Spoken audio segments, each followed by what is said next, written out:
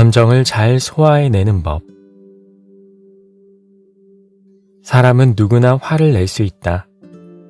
그러나 올바른 목적으로, 올바른 방법으로 화를 내는 것은 누구나 해낼 수 있는 것이 아니다. 그것은 결코 쉽지 않기 때문이다. 아리스토텔레스. 다른 사람들을 내 뜻대로 할 수 없다고 해서 노여워하지 마라.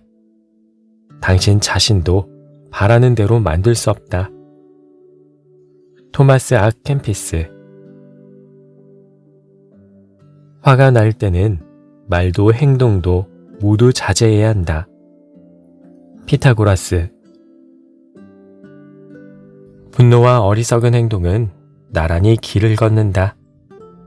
그리고 후회가 그 둘의 발굽을 문다. 벤저민 프랭클린. 분노에 의해서 자기 자신을 잃지 않으려면 다른 사람이 화를 내는 모습을 조용히 관찰해 보는 것이 좋다. 세네카. 여러분은 화가 날 때 어떻게 하시나요? 무작정 화를 내거나 무작정 화를 참거나 우선 감정을 가라앉힌 다음에 대화로 풀거나 여러 가지 방법이 있을 것입니다. 화가 났을 때 문제는 그것을 잘 소화해내는 방법을 몰라서 생깁니다.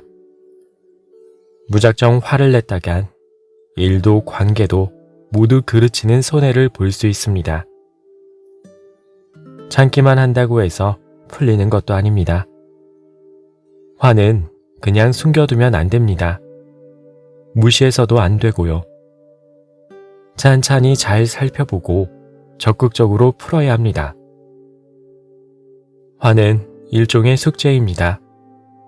꼭 해결해 주어야 내 마음의 평안이 찾아옵니다. 앞으로는 적극적으로 풀어보세요. 화가 나면 또 숙제 하나가 생겼구나. 한번 열심히 풀어보자 라고 생각해 보는 겁니다. 고대 로마의 철학자 겸 정치가인 세네카에게 그의 동생 노바르투스가 어떻게 화를 다스려야 되는지 물어봤습니다. 세네카는 화가 날 때는 거울을 보라고 했습니다. 화는 가장 아름다운 얼굴일지라도 추하게 만들고 가장 평온한 것을 거칠게 만든다고 했죠. 화가 날 때의 겉모습이 그러한데 마음속 형상은 얼마나 끔찍하겠냐는 거였어요. 그 모습을 상상하는 것만으로도 화를 누그러뜨릴 수 있다고 조언해 주었습니다. 적극적으로 화를 풀어봅시다. 일단 화가 나는 이유에 대해서 하나씩 적어봅니다. 객관화 시키는 겁니다. 일단 분이 풀릴 때까지 써봅니다.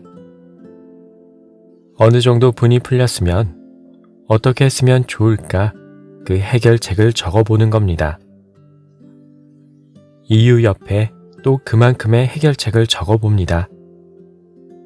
그러면 공통적으로 나오는 말이 있습니다. 그것이 해결의 실마리가 되어줄 것입니다. 아무리 해도 안 되면 가까운 사람에게 도움을 청해보는 것도 좋습니다.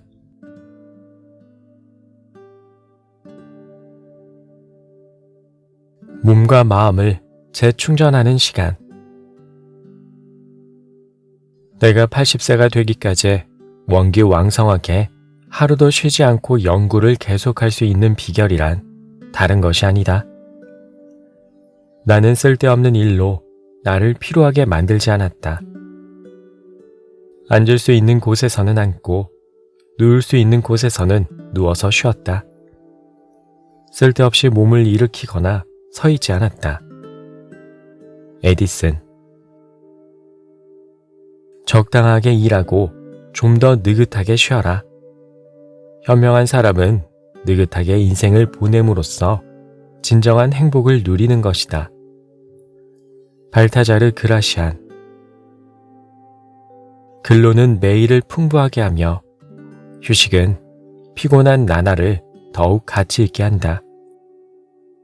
뿐만 아니라 근로 뒤의 휴식은 높은 환희와 감사를 불러일으킨다. 보들레르. 낮의 일은 낮의 일일 뿐 그 이상도 이하도 아니다. 그것을 지키는 사람은 그 사람이 농부이건 화가이건 낮의 양식과 밤의 휴식 그리고 여가를 필요로 한다. 조지 버나드 쇼. 노동 뒤의 휴식이야말로 가장 편안하고 순수한 기쁨이다. 세네카. 대문자만으로 인쇄된 책은 읽기 힘들다. 장 파울. 얼마 전 벨기에는 주 4일 근무를 공식화했다고 합니다. 시간이 흐를수록 점점 노동의 시간이 줄어들고 있습니다. 과거 20만 년 전에는 하루 종일 먹을 것을 찾아다니며 일을 했지만 그에 비해 지금은 가히 혁신적으로 일하는 시간이 줄었습니다. 과학과 기술 등 문명의 발전으로 가능해진 겁니다. 하지만 이런 추세에도 편승하지 못하고 일 중독에 처해 있는 사람들이 많습니다. 쉬어도 가만히 있지 못하거나 일 생각 때문에 머릿속이 복잡합니다. 몸은 한적한 바닷가에 있어도 머리는 일에 매몰되어 있곤 합니다. 한마디로 제대로 쉬지 못하는 것이죠. 이러면 아무리 쉬어도 피곤합니다. 그 이유는 뇌가 휴식을 취하지 못하기 때문입니다. 뇌에 휴식을 주기 위해서는 의도적으로 긴장을 풀고 눈을 쉬게 해야 합니다. 눈은 엄청난 양의 정보를 전달해 뇌에 부담을 줍니다.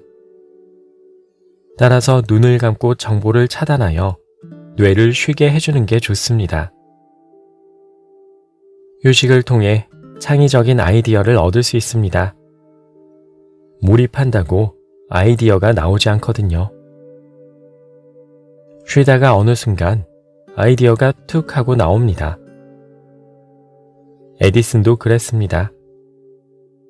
전구의 필라멘트를 오래 지속시킬 방법을 찾으려고 밤낮으로 골몰하던 그는 개개의식을 보기 위해 떠난 여행길에서 그 실마리를 찾았습니다.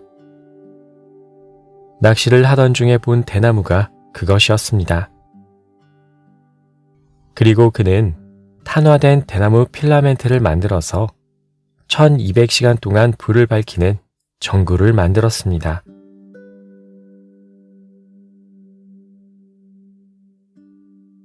자연은 항상 깨달음을 준다.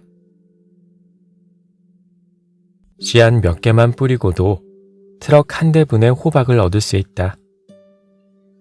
자연의 경이로움은 우리가 내준 것보다 훨씬 많이 돌려주는 저관대합니다. 다만 열매를 얻으려면 우선 밖으로 나가 땅을 파야 한다. 앤드류 매튜스.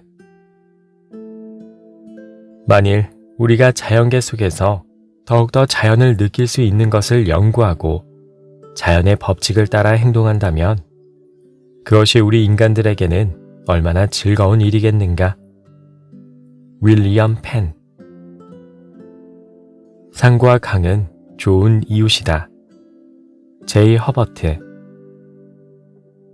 우리는 어머니의 품과 같은 자연을 향해 달려가서 그 따사로운 주름 속에 몸을 숨기는 이상한 족속이다. 자연 속에서 우리는 잠을 자고 그곳에서 깨어난다. 알랭. 자연이 하는 일에는 쓸데없는 것이 없다. 아리스토텔레스. 사람은 세상 모든 것을 제어하고 통제하려고 듭니다. 그리고 다 가질 수 있을 거라는 오만함에 빠져 있습니다. 우주로 사람을 보내고 달에 착륙하고 과학기술의 발달로 그 오만함은 더욱더 심해집니다. 사소하게는 내일의 날씨뿐만 아니라 일주일치 날씨를 예상할 수 있고 한국에 앉아서도 미국의 날씨를 알 수 있습니다. 모르는 것이 있으면 인터넷을 뒤져서 금방 알아낼 수 있으니 세상 만사를 다 꿰고 있는 듯한 기분이 듭니다. 하지만 우리는 자연의 아주 작은 부분에 지나지 않습니다. 우리가 살고 있는 지구도 태양계의 작은 행성일 뿐이고 태양계는 은하계의 아주 작은 먼지일 뿐이고 이 은하계는 2조 개의 은하계 중 하나일 뿐입니다. 주변을 돌아보며 자연의 섭리를 깨닫고 자연의 신비로움을 바라볼 때가 되었습니다. 꽁꽁 언 겨울을 지나 봄이 오면 싹을 틔우는 만물을 보며 경탄을 느껴보면 어떨까요? 자연의 신비함에 취해도 보고 우리의 삶도 경건한 마음으로 살아보는 겁니다.